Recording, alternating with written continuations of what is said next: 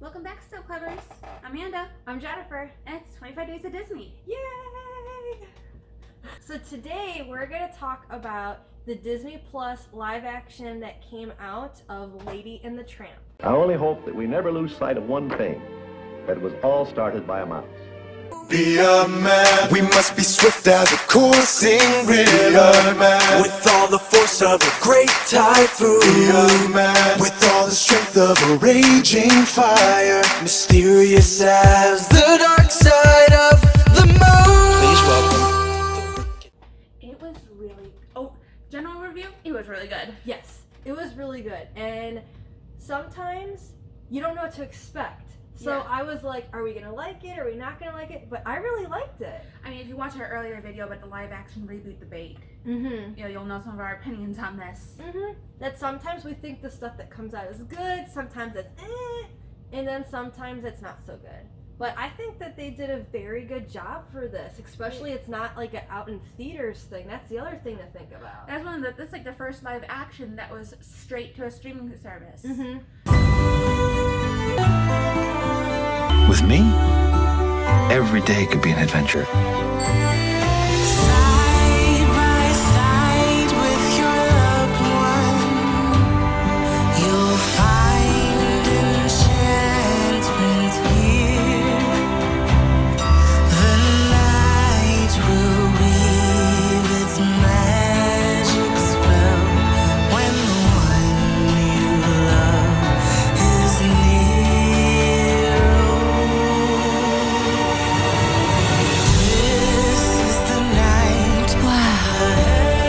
This is something else. On this lovely bed, I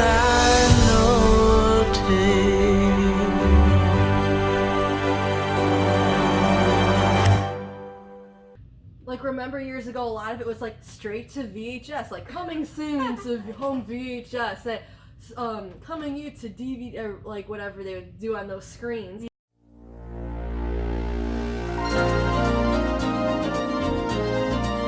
Coming from Walt Disney Home Video. Now available on video cassette. Coming soon on video and DVD. Yeah, and now it's weird because it's just straight to streaming. So look what the trend has gone over the years. Skip the theater. No, we're just gonna do it straight to streaming. You know, I think in a way though it worked. Mm-hmm. And what was nice too is that you could tell they used real dogs, but they still, and that's when they did still have the dogs talk. Mm-hmm.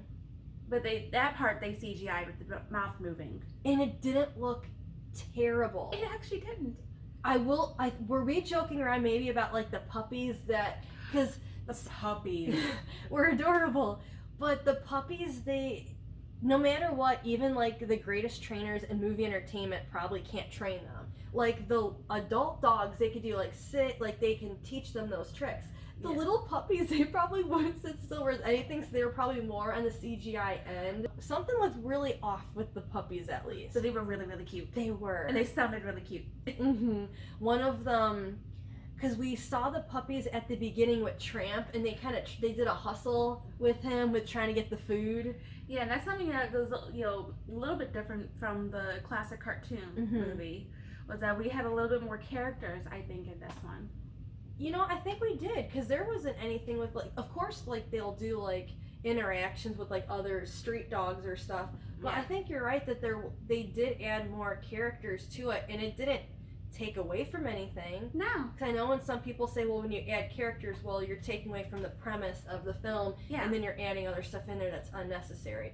I feel like that was, like, a little cute moment to And stick in. What was also nice, they showed the full people, whereas in the cartoon for Lady and the Tramp, the heads are always cut off. Kind of like a Charlie Brown moment where you don't see the full body, like you don't see the full face of whenever an adult is talking. Yeah, I never even thought of that.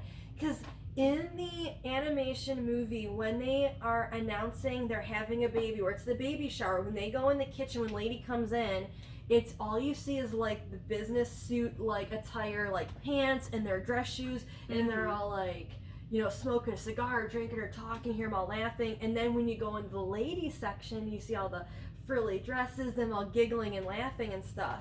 But in this, you see their full self. Yeah. I didn't even think of that. You get a perspective of how small the dog actually is. Uh-huh. Whereas in the cartoon, everything was like kind of from dog level, seeing things. So it gave a different look to everything. Different perspective. Yeah. See, I didn't even think of that. That is a good point. Yeah. And it was kind of nice that they made the main couple an interracial couple. Just a nice little difference because some of the older Disney movies, at the time they came out, all main characters were white. That's just how it was back then. Things have changed. We've grown. Disney's evolving with us.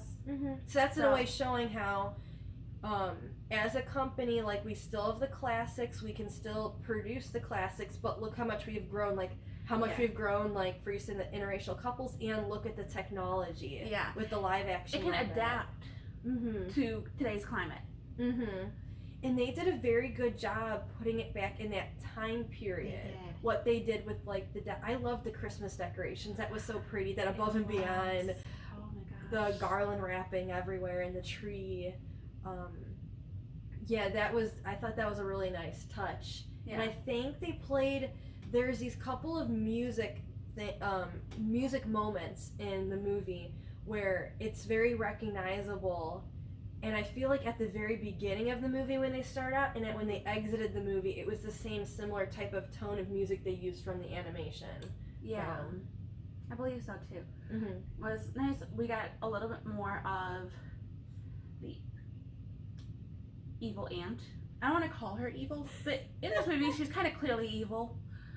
She's so anti-dog, it's ridiculous. And they also called her out on it. That was kind of cool to see her, the aunt being called out on her behavior. That was a nice change.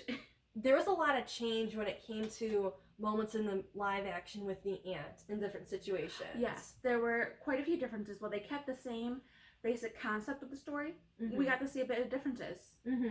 So the first thing that we were taking note while watching it is when Aunt Sarah comes, the whole purpose in the animation film is for her to babysit the baby. Yeah. And did they even give the baby a name in the animation? But they No. did. I think they did in this one. Yes. Which I don't remember at the moment. It started with an L. We will have a little Lulu or Lulu, something like that. I think it was Lulu. Something like that. However, that was the whole premises of why Aunt Sarah came and brought her Siamese cats. This time, they literally are walking out the door with the baby and said, "You're gonna be dog sitting." And she was so confused. She's like, I thought I was watching the baby. Yeah. And then to top it all off, there's no Siamese cats in here. I personally thought the cats were creepy, but that's just me. The they were animation, Egyptian type, because they were a lot. I think those were mainly CGI'd. those were, well, the way they had to have these cats move. These cats have more So movement than the dogs. animated. Yeah. So those were definitely way more CGI'd. Or I almost want to say they were completely CGI. And you could... They were so deviant and mischievous and creepy, like. And they were even worse troublemakers than the Siamese cats. They trashed the house. Like, And I got was the like, dog what the blamed for it. So usually what happened in some of the animation film, when the baby was upstairs where Aunt Sarah was with her, the live action Aunt Sarah's upstairs basically having her own karaoke moment, or like she's singing With to the something. record machine. Yeah, She's singing on the the opera. phonograph or the record player, whatever they called it at that time. I think she was singing opera. Yeah, and then in the animation, going back to that, the Siamese cats come out of the basket. They do their Siamese cat song, and they like crawl up the curtains, rip that down, do a couple of things like with the fish on the piano. Lady tries to stop that. In this one, they're literally trashing the living room or in the areas that they're in, and then they take out the Siamese song and put another song in. We'll insert what it's called. I don't remember at the moment. I don't remember. It wasn't that memorable of a song, but it gave the creepy element to the cats. Why do you think they changed it? I remember there was some racial backlash from the We Are Siamese because of the Asian stereotype within there. They also got backlash in the Aristocats when they had the Asian cat with chopsticks in the Ding, ding. Everybody Wants to Be a Cat. That was, again, the climate has changed. So I remember there was a lot of backlash as people became more socially aware. Okay. So I was wondering, but I wasn't sure, so I wanted to ask you when we were filming this what you thought. I kind of thought the same thing, that maybe, like, that's why they took out maybe the Siamese cats, then they, they put in this new song, and they seriously trashed this place. Oh my God. Like, completely trashed it. And then Aunt Sarah gets so mad. Of course, well, it's the same premise as blaming it on her, the dog, but my poor cats type of. Yeah, because they acted scared and shivering and stuff like that. Yeah. And she immediately goes to get the dog muzzled.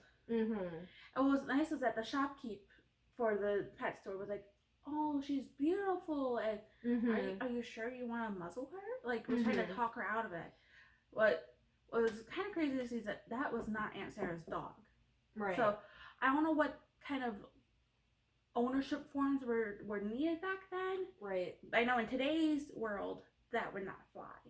Well, granted, you can also just pick up a muzzle from a store. You don't have to go to a specialty store for it. You can just go to Petco, grab one, take it home.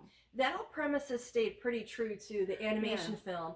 But then there was an extension off of that when Lady did get out. Yeah. She ends up in this alleyway with this really mean dog and didn't realize the mean dog lived out there. So Tramp comes along and tries to help Lady and starts telling the big dog, oh, this is a vicious killer. Or something that muzzle?